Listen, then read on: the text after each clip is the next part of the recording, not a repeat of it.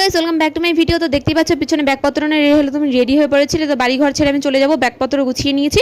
তো হলো আমি যাওয়ার আগে আমার ম্যাও আর পুচি একদম মন খারাপ হয়ে গেছিলো। তো ম্যাওকে একটু কোলে নিয়ে আমি আদর করে নিব, কেননা হলো ও আমার একদম বাচ্চা কাচ্চা এরা আমার।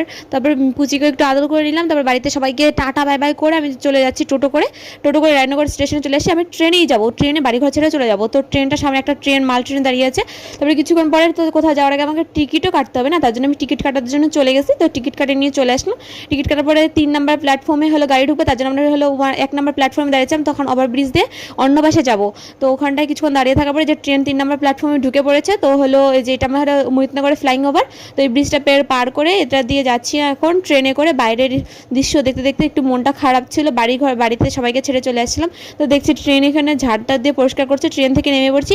তো কোথায় যাচ্ছি গাইস? আমি যাচ্ছি আমার মামার বাড়িতে। তো আমার মামার বাড়িতে একটা অনুষ্ঠান আছে। তো ভাই আর মাসিকে আগে বাইকে পাঠিয়ে দিলাম, তারপর আমাকে নিতে